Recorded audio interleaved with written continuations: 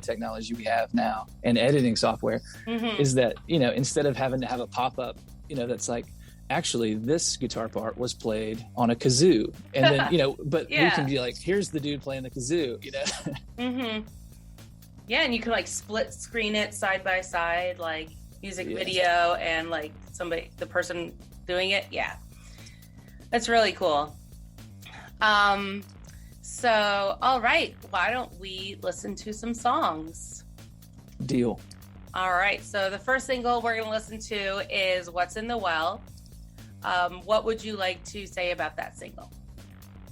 What's in the Well is one of my favorite songs I've ever written. This was the one that when I got done with this one, I just kind of knew. I was like, this is going to be the first song on the record, and I really want to lead with this one. And it kind of just set the whole tone for the rest of the project, and even the name. The name of the record is Little Wins, and it's just kind of about all the little things that we build up. It doesn't take too many good things to build a pretty good foundation to where you can kind of withstand a lot. And this song, I was born in Albany, Georgia, which is in the southwest corner, middle of nowhere. And there was this lady named Myreese who watched my brother and I when my parents would have a date night. And she was just this little 5 foot tall woman. But we thought she was like a giant because she was she had a large presence. And she was very conservative. And if she came over to watch us and there was TV or radio on, she would cut it off. And if we would ask her why we couldn't watch something, she would just say, "What's in the well comes up in the bucket." And she didn't want us to poison our wells. And so, like, wow. I haven't talked to her in a long time. She's no longer with us, but she was just a really sweet, devout, religious lady. And she, she was Bible thumping, and she didn't want us to turn out bad, on her watch. And so that phrase, "What's in the well comes up in the bucket," has been in my family for my whole life. So I finally got with my family, and we kind of had just like a phone call where I was asking a bunch of specific questions about her and just trying to do some research to get a good song that I thought, my family would be proud of. So I was just really excited about it. Well, awesome. I really like that phrase. I haven't heard that before. So that's really cool. So, all right. Well, here is What's in the Well by Steve Everett.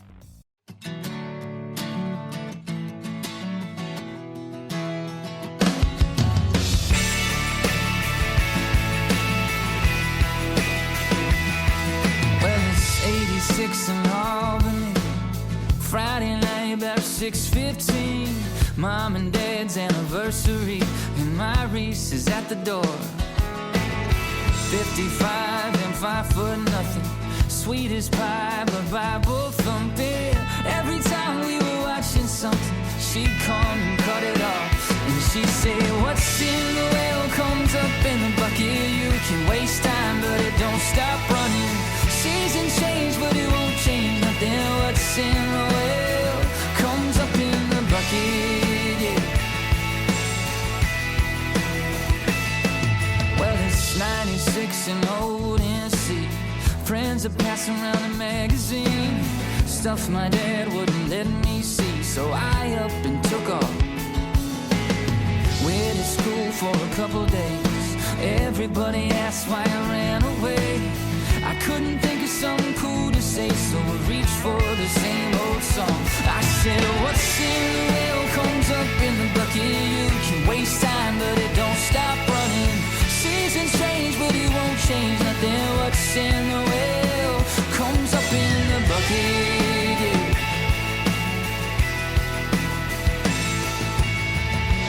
We haven't talked since I was 7,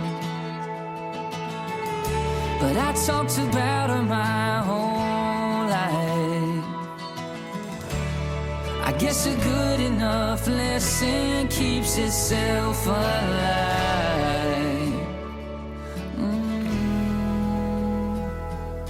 What's in the well comes up in a bucket. You can waste time, but it don't stop running. Seasons change, but it won't change nothing. What's in the well? What's in the well comes up in the bucket. You can waste time, but it don't stop running. Seasons change, but it won't change nothing. What's in the well comes up in the bucket. Yeah. Comes up in the bucket.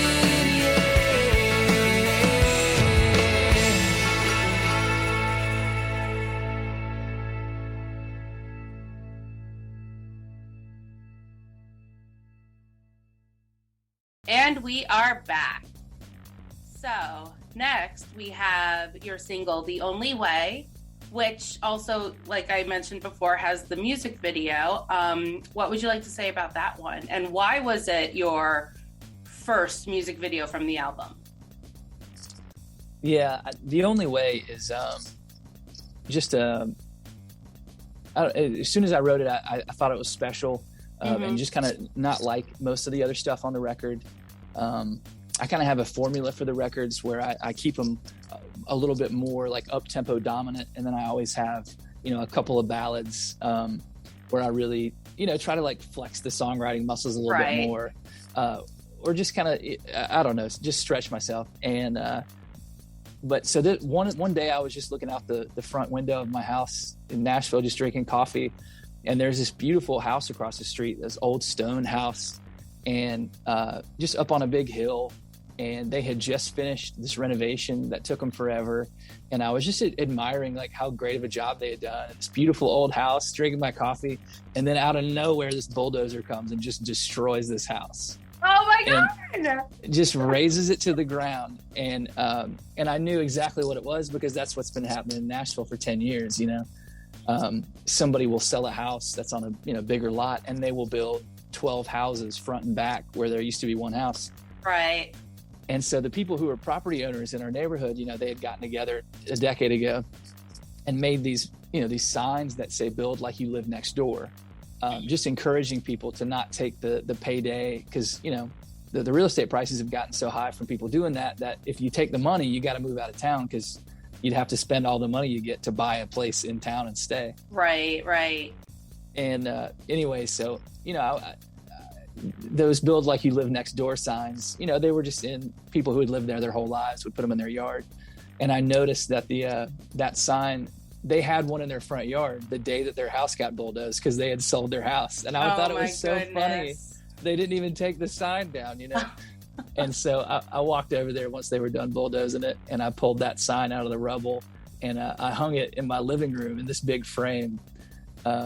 And that's just as a constant reminder of, how fleeting everything is. But, as I was looking out the window that day, watching them bulldoze it, I just, I put myself in their shoes, and I knew them, and it was a family of 4, man and a woman and 2 kids. And, it was just, I'm just a single guy. Like, I don't know what it's like to have a family and have to worry about all that stuff. And I was just trying to take on, their mindset. And at the end of the day, I was just kind of like, a house is a house. Like, love is the only way to build a home, and you can take love with you anywhere you go. And so, I realized, like, I shouldn't judge these people. I shouldn't think of it in the way that I was thinking about it. And so I just sat down, and this song just poured out about, the struggle of somebody offering you a whole bunch of money for a house you didn't pay near that much for, and you got kids and they're in school, and you got a spouse, and just trying to weigh everybody's best interest, but also like, this is a once in a lifetime opportunity cash wise. And that just kind of led me down this road for The Only Way. Wow. That's just strong imagery by itself, just sitting there, just nothing going on, drinking my coffee. All of a sudden, bam, house is gone. I mean, obviously, it didn't happen that quickly, but yeah, but it's quick. I don't know if you've ever seen one get bulldozed, but yeah, I mean, they make easy work of it. So, well, awesome. Here is The Only Way by Steve Everett.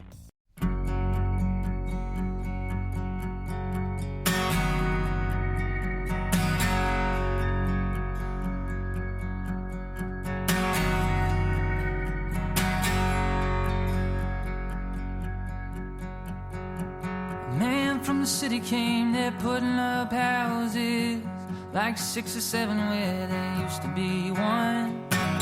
Made me an offer that I had to consider, but I should have just turned and run. 'Cause we've got one in the 5th grade and another right behind it. They think the universe is just North Carolina. All I can think about's the doorway in the kitchen. It's covered up with notches, names, and inches.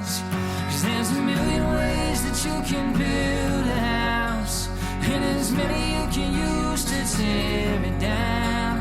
You can't fill it up with treasure that you find along the road. But love's the only way to build a home.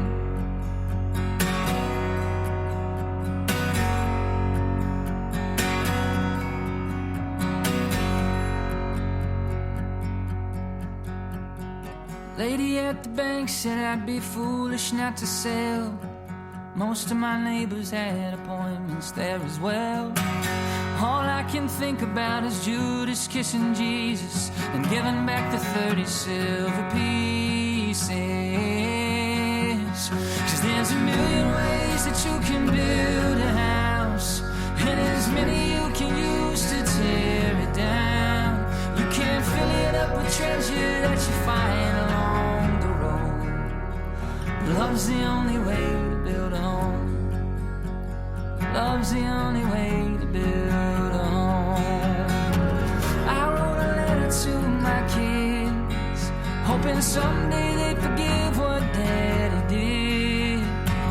When it was finished, I just threw it in the trash.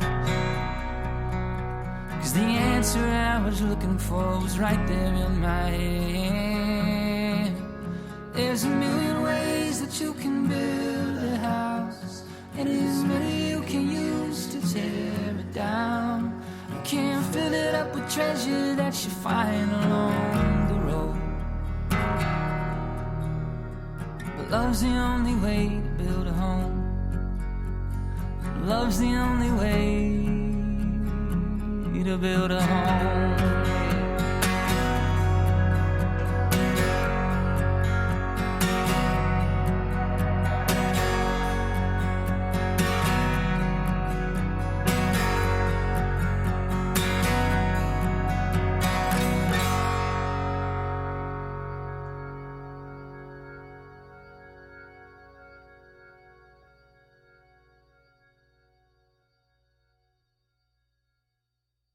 All right, and we are back. Before we go into anything else, I do want to ask you, have you been to Jack White's Third Man Record store in Nashville? I have been. I love Jack White. Oh, me too. What do you think about his new single he just came out with? I haven't listened to it yet. This is news. Oh, man.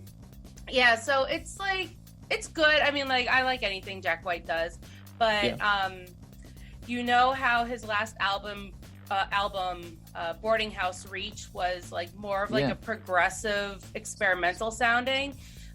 This song is almost, it's kind of the same. It's more of the like progressive sounding, and which I'm just like, you know, but he's amazing at whatever he does. So For sure. I'm waiting for him to go the Trent Reznor route and just start scoring films. That seems like inevitable.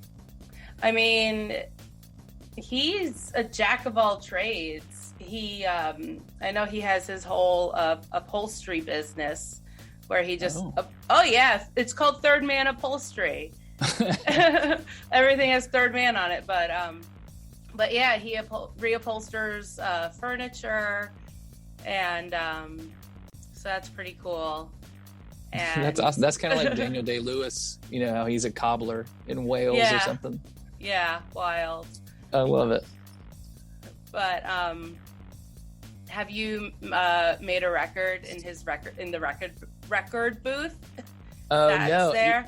That'd be a fun way though. Maybe the next time I co-write downtown with some people, I'll be like, instead of us making a work tape on the phone, like why don't we go over to Jack White's spot and just do it in that booth? Yeah, there you go. That'd be fun. What would you say is your biggest experience that you've had as a musician so far? Like, you know, not just in your solo career, but like while you were with a band too, just like your entire repertoire. Yeah, I can remember the first time we were talking about Myrtle Beach before we started taping.